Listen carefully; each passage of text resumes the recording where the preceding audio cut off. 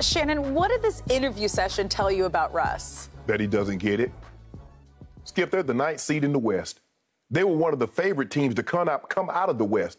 They're the 9th seed, and Russ says, I'm fine. You see, he gets, back to his original point. Everybody wants him to have 25, 15, and 15. Nobody thinks that. Nobody wants that. They want you to stop turning the ball over, especially in crucial situations. They want you to stop playing so out of control on a normal basis. That is a normal occurrence for you. As you said, 25, 15, and 15 is not normal. What is normal is you turning the ball over at a high rate. You playing out of control more times than not. You taking terrible shots more times than not. That's what the Laker Nation, that's what Laker faithful want you to do, Russ. Skip, he just doesn't get it. He gets, well, I'm fine. You're not fine. Nobody's asking you to put up these historic numbers. That's not what was needed. No one thought you could put up those numbers with AD and Bron. But they thought that you would take better care of the football because you weren't going the basketball. Football. It's okay. They thought you wouldn't. They thought you would take better care of the basketball because you were not going to be asked to be hero. Because you had LeBron. Because you had AD. Given. AD haven't lived up to his part of the deal either. But we'll discuss that another day in time. I think right now he's injured. We're going to let him get healthy. But when he comes back, we're going to jump on him with both feet. But back to Russ. Skip, Russ, it's not okay, Russ. Russ, all they're asking you to do, instead of having 4.5, 5, 6 turnovers a game, maybe do 3. Stop trying to be a hero and stop trying to make the dramatic play, and everything will be fine. But you need to play better than what you're playing. You were brought on to ease the load. You added more to LeBron's plate. They traded everybody that they traded because you were the guy that can create your shot and you could create for others. Come to find out, LeBron is having to do more this year than he's had to do since he was in L.A., Skip. And it was supposed to be the opposite. He's supposed to have a less load to carry, a less of a burden. Russ has put more on his plate. But, Skip, I knew. When I heard Russ say that, it's like I feel I'm always trying to fit in, do what's best for the betterment of the team, and I've always done that in my career, and I'll continue to do that. Whatever happens, happens. If we win a championship, cool. If we don't, I'm okay with that too. Life goes on. That was not from this interview. That was from a previous interview. But no, once I heard him say this, I was done. Because as a great player, which Russ is, if losing doesn't, even though, Skip, and I get it, basketball is a lot different than football because you play so many games, and so one game in football is the equivalent of 5 in basketball. Now it's about 4.5 because you got 17 games. But people get the gist of what I'm trying to say. Skip, it bothered me to lose, and even though I played a dependent position. I mean, it still bothers you, the games that you lost. Yes. You still talk about that divisional playoff game. Yes. It eats at you. Yes. And I think most great players in basketball. Absolutely. I think it keeps LeBron awake at night. I think it bothers Kevin Durant. I think it bothers Steph Curry. I think it bothers some of the greats. And that's what made them so great. Russ, it doesn't bother him. If he said it, if he wins the championship, fine. If he doesn't, oh, well, that's good too. Nah, bruh. But, Skip, this is not about Russ, people asking you to do something historic. They just want you to play better, smarter basketball. Stop jumping up in the air to pass the ball with nowhere to go. Stop turning the ball over late in the ball game and slapping your hands and talking. That's what this is about, Skip. This is not about Russ averaging a 30-point triple-double, but he seduced us. And he made us like triple-double, triple-double, and people thought it was an indication of how well he actually played. Well, you do realize that he was shooting 40+, a little over 40% in those triple-double seasons. You do realize he was averaging about 5 turnovers a game in those triple-double seasons. And he had led the league 4 times and been second 4 times in the last 8. Russ, bruh, you got to stop thinking that everything is fine when you're the 9th seed in the West, because it's not. I'm not saying the sky's falling, but there's some meteors that's dropping to earth. I would say you're right.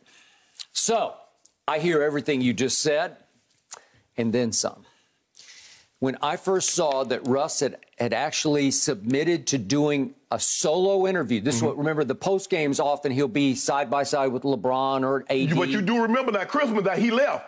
He didn't give no interview. He left. Everything's fine, though, Skip. He's fine, but he ain't doing no interview. Okay, we continue on. So when I first saw this, I thought, is there any way he would show just a hint of contrition, just a touch of remorse, that he might actually own some of his horrendously bad losing basketball that he plays? And silly me, no. He went completely the other way. Became more defiant. More defiant, because he's always defiant to the media. I'm going to say it one more time because it's my favorite all-time line is for Russ. Honestly, I think I've been fine. You have? This is the height of dangerous delusion when it comes to the Los Angeles Lakers, because they continue to defend him. Even after the game the other night, LeBron defended him. I'm paraphrasing LeBron's quote, but it was somebody who plays that hard every possession. I'm fine with that. Well, I don't think he's fine with that at all, but I think he's swallowing it right now because there's still too much season left to play. I agree. I believe publicly, no matter what's transpiring, we should support our teammates publicly. But behind the scenes, I'm seething because I got sold a bill of goods, and what I thought I was getting has not lived up to expectations. Okay, I got it. So, Russ, you're fine with running away with the NBA turnover lead. You're at 156. James hasn't played as many games, but he's at 134. So you're 22 clear of James. And the irony of this is the one stat, the Iron Man stat of Russell Westbrook, is actually the worst case scenario for you and your Lakers. He's the only one who's played every game. He's 34 games out of 34. Way to go, Russ. That's been actually the problem. Right? Exactly. That's the problem. You've played every game. Right. I thought he's going to miss one in the COVID list. I don't know how he tested right out of it, but he came right out of it and played that night, right? Okay. I'm going to take some responsibility for this. I think all of us in the media should take a little responsibility for this, because I've been guilty of coming in here a lot of mornings after some sensational triple-double, or that he's led the, I mean, he's done a whole season of triple-doubling for the fourth time in 5 years. All those times when he finished off the first season, won MVP with the triple-double for the year, I gushed. I idolized. I think we all idolized because we kept saying we've never seen anything like this before. We thought it was impossible for a 6'3" guard to average 10 rebounds a game. And because we idolized it, we put him on a pedestal in which he started to believe that playing bad basketball, losing basketball, was okay. It's flat out losing basketball. And just a quick side note, the more I watch him, the more I realize he's actually got bad hands. He's got, you know, there's no steady, sturdy handle on Russell Westbrook. It reminds me of Coach Landry, the great Tom Landry, used to say of Tony Dorsett on swinger screen passes, he had wild hands. You know, because he'd be like this on trying to catch a little soft pass. Fighting the football. Fighting the football. Well, Russ fights the basketball because when he powers down the lane, it's just like wild hands, right? There's no sturdy, steady handle to it, right? Okay, so we're facing up to that. We're starting to see him because, remember, all this losing basketball, these triple-doubles were just fine in Oklahoma City, post-Kevin Durant, obviously. They were fine in Houston. They were great in Washington because it sold. It was great. It was box office because they needed box office. But I always said when Russ was with Kevin back in the glory days in Oklahoma City, I said, no, his priority is starring, not winning. And I was right about that. And that drove Kevin out of town. But what drove him out even more is that Sam Presti, who found the diamond in the rough at UCLA in Russell Westbrook, he actually valued Russ more than he did Kevin in Kevin's eyes. And Kevin was correct about that, where they protected Russ. They babied Russ. They allowed Russ to shame reporters who dared to ask him an objective, fair question about poor play or losing basketball plays, where he was allowed to all but spit back at them.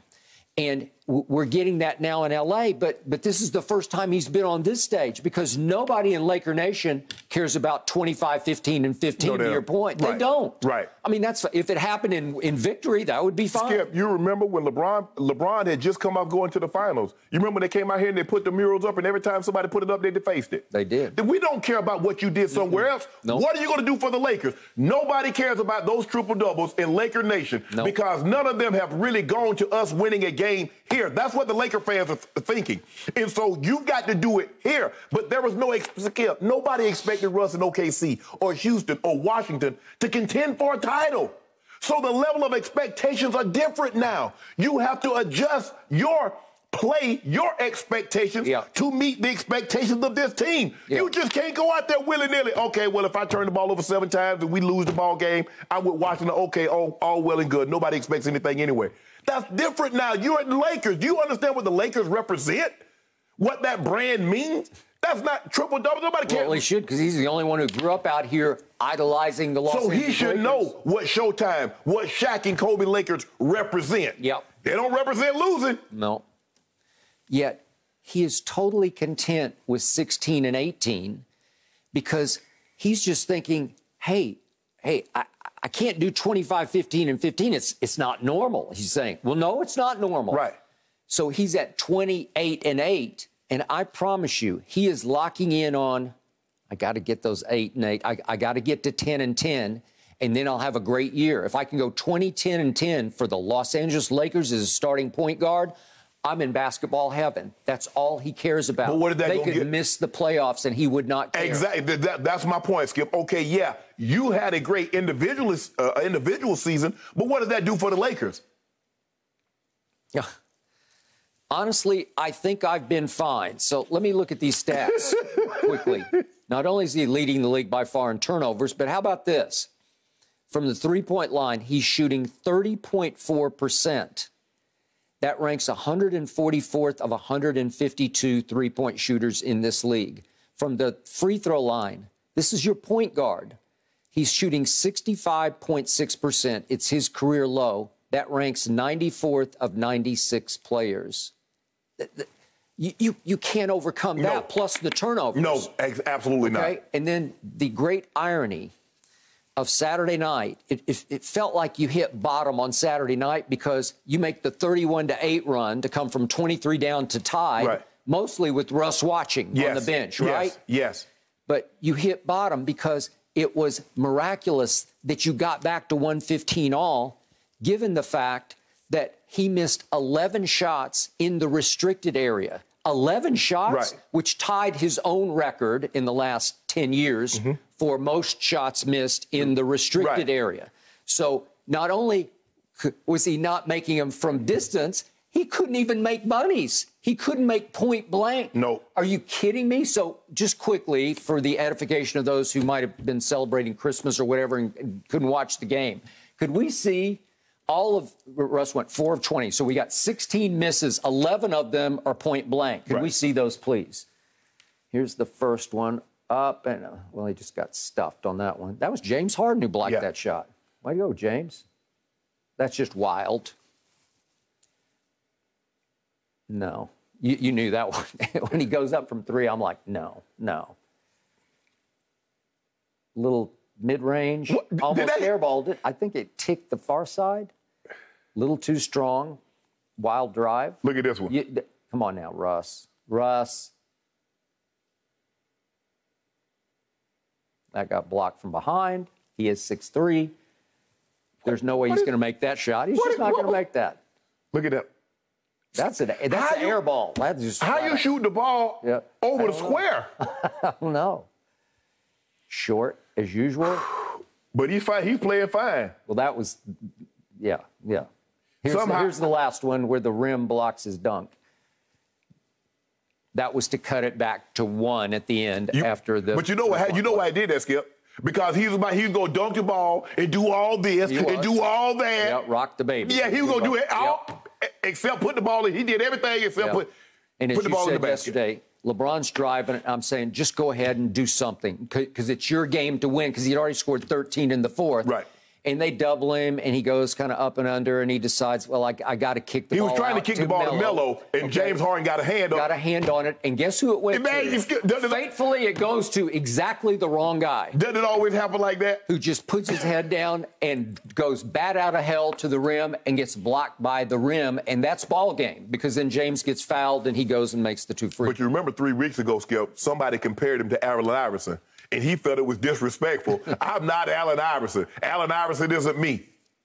Bruh, all we're saying, bruh, Skip, can you not turn the ball over 7 times a game?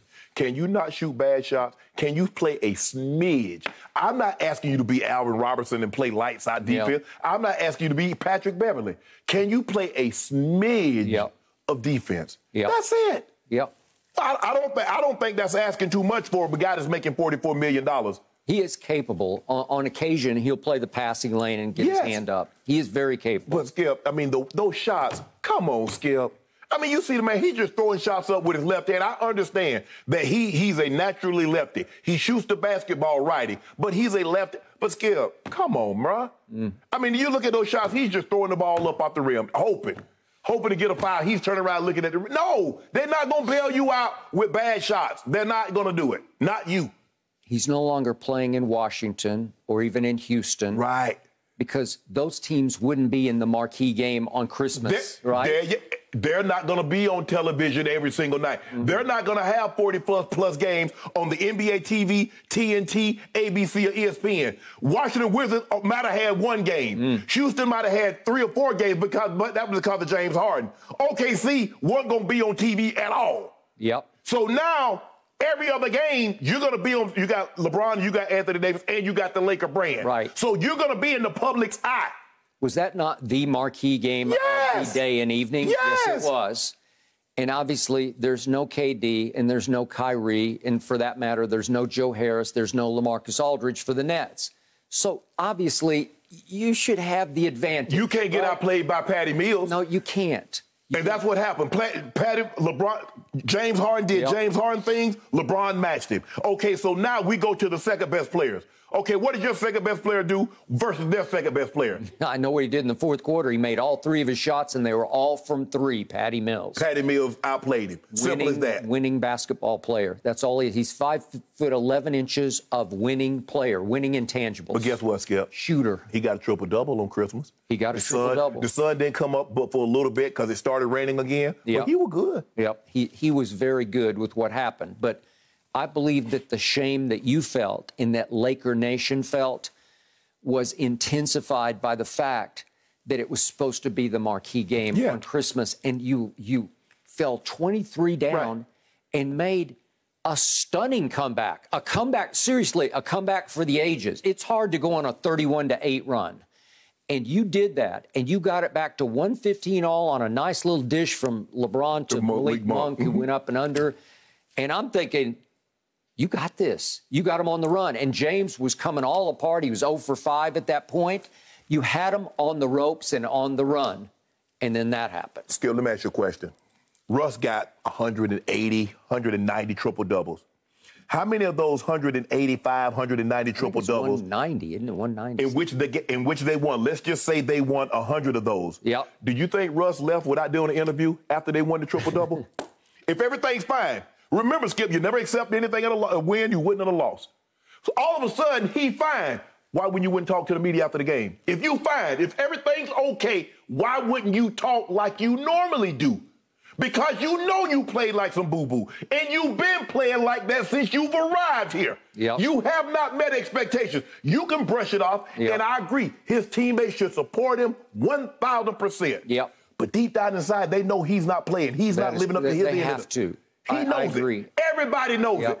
Jeannie Buss knows it. Rob Pelinka knows it. LeBron James knows it. Everybody knows Russ has not lived up to his end of the deal. But what did I tell you right before the year started? What was the worst thing that could have happened to LeBron James is that Gotham Chopra did a documentary on Russell Westbrook that premiered just before your opening night this season for the Lakers. Remember that? Yeah, I remember. And when I watch Sports Spectrum LA, the local Laker station, and watch the games, who has all the commercials? Russ does. You see him, right? He's doing one for a new bank and a couple others. I don't see LeBron doing commercials on that. Maybe it's beneath him. It's just the local network, but it's all Russ all the time because he is viewed as a superstar, right? Yes. He's idolized as a superstar. He knows full well he is a slam dunk first ballot Hall of Famer, and that's all he cares about. I don't care what anybody says. I tell you what, you take the guy that plays hard, give me the guy that plays smart, and I'll beat you. I'll beat you every single time because you know why? Because in the process of him playing hard, he's going to make mistakes that he shouldn't make. He's not going to understand the situation. Tom Brady understood. The thing that I will say about Tom is that he understands situation. This is not a game that's going to be a shootout. No. A turnover might cost us the game. So you know what? I'm not going to put the ball in harm's way. Russ does not understand that. He's like, I got to play this way. This is the only way I can play. Or he played, man, you see Russ? He had 20 rebounds. Well, what about those 8 careless turnovers that he had that cost you the game? Who was your favorite player growing up? Larry Joe Bird. How did he play? He didn't have the greatest athleticism, no leaping ability, 6'9". He just knew how to play. He beat you with his mind. Just beat you with his mind. Yep. And his will. Yep. I agree. That's it, Russ. We done. Thank you for watching. You can subscribe here to get the latest from the show, and be sure to check out more of the best clips from Undisputed, or go watch a few other segments from our other shows on FS1.